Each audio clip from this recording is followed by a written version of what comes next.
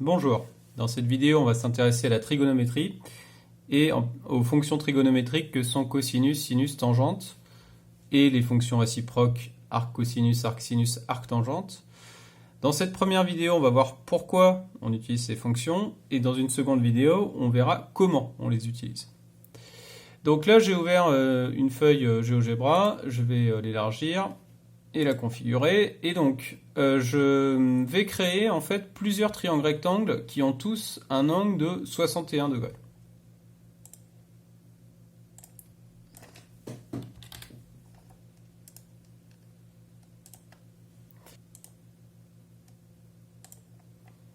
Bien, et à partir de cet angle, je vais créer plusieurs triangles rectangles.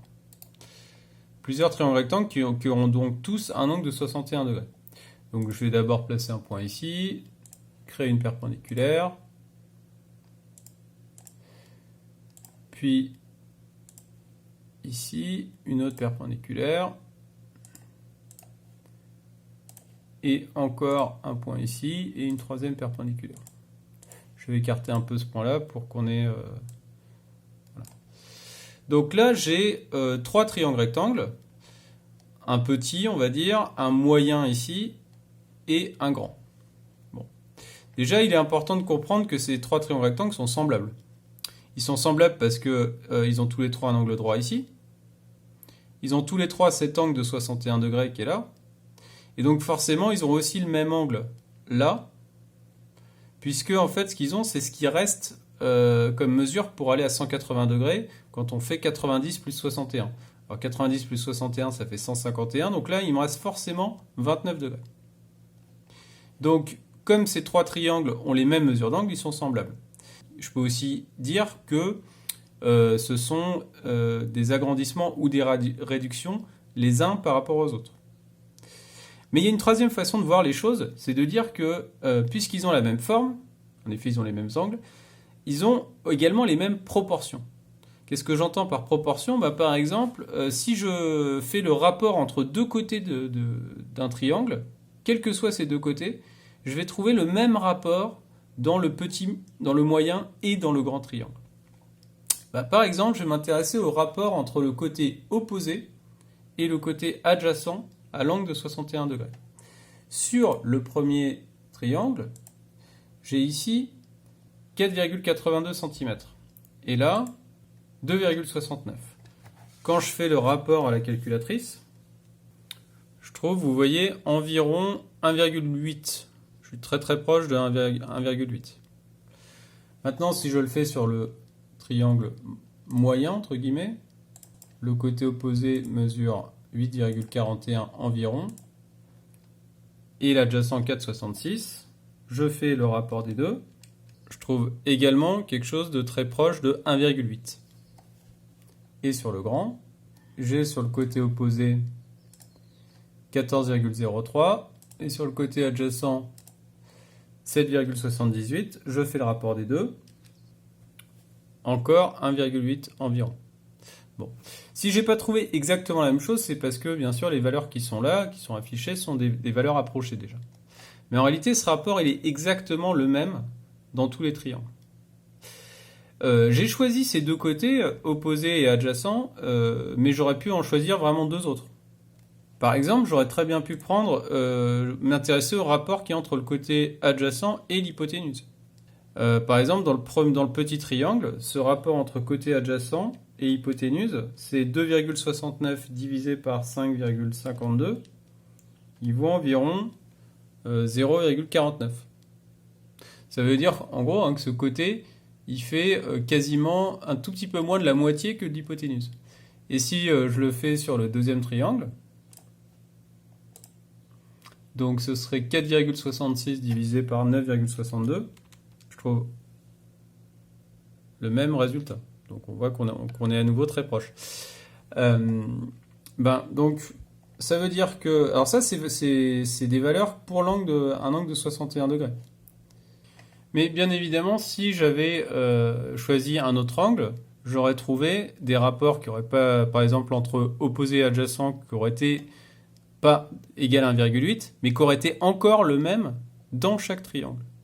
Et donc ça veut dire que je peux définir une fonction qui, à partir de la valeur de cet angle, ça va me donner dans n'importe quel triangle rectangle le rapport opposé sur adjacent, ou alors adjacent sur hypoténuse.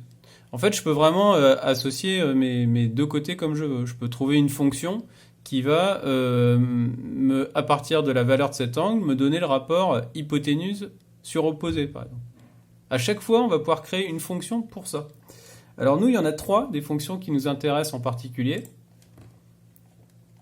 Ce sont ces fonctions-là. La fonction cosinus.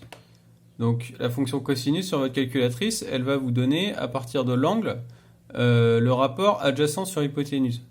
Ben, la fonction cosinus, c'est celle qu'on a fait dans le deuxième cas, quand on s'est intéressé à, quand on a fait adjacent sur hypoténuse. Vous vous rappelez, on avait trouvé environ 0,48. Ben, si je tape cosinus de 61, vous voyez que la calculatrice m'affiche environ 0,48.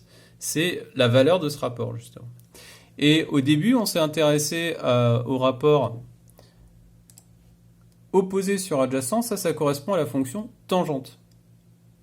On avait trouvé 1,8 environ. Ben, bon, on peut vérifier que si je tape tangente de 61, on trouve environ 1,8. On n'a pas fait le rapport opposé sur hypoténuse, mais on aurait pu le faire. À ce moment-là, il aurait fallu que je divise cette distance avec cette distance-là. Mais je n'ai pas besoin de le faire sur GeoGebra. Je peux directement interroger ma calculatrice pour savoir ce que j'aurais trouvé à chaque fois. Ben, j'aurais trouvé environ 0,87. Voilà.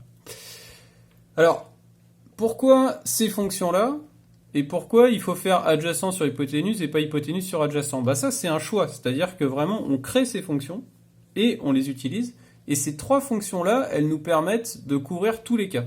C'est-à-dire qu'on va s'en servir pour calculer des longueurs, mais ces 3 fonctions suffiront. Mais en réalité, on pourrait très bien inverser hypoténuse et adjacent, et à ce moment-là, on créerait une autre fonction. Mais ces fonctions, elles existent. Hein. De la même façon qu'on peut inverser hypoténuse et opposé, et à ce moment-là, on crée une autre fonction, et on peut inverser adjacent et opposé, et on crée une autre fonction. Alors ces fonctions, les voici. C'est la fonction séquente, par exemple, qui vous donne le rapport hypoténuse sur adjacent.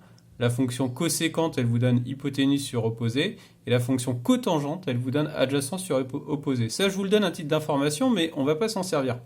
Elles existent, ces fonctions, mais votre calculatrice, elles ne sont pas intégrées dans votre calculatrice parce qu'elles vous serviront à rien. Celles-là suffisent à couvrir tous les cas. Maintenant, on aurait pu faire l'inverse de ce que j'ai fait. Vous vous rappelez qu'au début, j'ai créé cet angle de 61 degrés, et ensuite, j'ai vérifié que ce rapport opposé sur adjacent, il valait environ 1,8, qui est la valeur de tangente de 61. Ben, j'aurais pu dire, je vais créer d'abord un triangle rectangle avec un rapport de 1,8 environ. Alors, pour ça, je vais créer une nouvelle feuille. Je vais créer donc un côté, par exemple, qui fait 5 cm. Et je vais créer un autre côté qui fait 1,8 fois plus que 5 cm. Alors 1,8 fois 5, ça fait 9. Donc je vais créer un côté qui fait 9 cm perpendiculaire. Donc pour ça, donc là, ce que j'ai créé, c'est un triangle rectangle tel que le rapport de ce côté sur ce côté valent 1,8. 9 divisé par 5, ça vaut 1,8. Et bien, je peux constater que l'angle qui est ici, là, l'angle ABC, il va faire environ 61 degrés. Pour ça, je vais le mesurer. Voilà, on voit 60,95 degrés, donc on est très proche de 61 degrés. Alors pourquoi c'est pas exactement 61 degrés? Parce que le rapport, c'est pas exactement 1,8. On a vu tout à l'heure que tangente 61, c'était un tout petit peu plus qu'1,8, c'est 1,804 et il y a encore des décimales. Voilà. Donc ça fonctionne dans les deux sens. C'est-à-dire que si j'ai un angle de 61 degrés, mon rapport il vaut 1,8, et si mon rapport il vaut environ 1,8, mon angle il vaut associé, il vaut 61 degrés dans un triangle rectangle. Alors ça, il y a aussi une fonction qui permet de, à partir du rapport, d'avoir l'angle, c'est-à-dire qu'il fonctionne dans l'autre sens que tangente. On a vu que la fonction tangente, son antécédent c'était un angle et son image c'était un rapport. Eh bien, vous avez la réciproque, c'est-à-dire une fonction qui s'appelle arctangente. Si vous lui donnez côté opposé sur côté adjacent, elle vous donnera comme image l'angle. Et on peut voir comme ça sur la calculatrice, si on tape arctangente de 1,8, on a un angle qui fait environ 61 degrés. Vous voyez, 60,94. Alors ces fonctions-là, elles nous serviront à calculer des mesures d'angle, et les fonctions précédentes, pas celle-ci, mais celle-là, elles nous serviront à calculer des longueurs. Et maintenant, on va voir comment on va s'y prendre.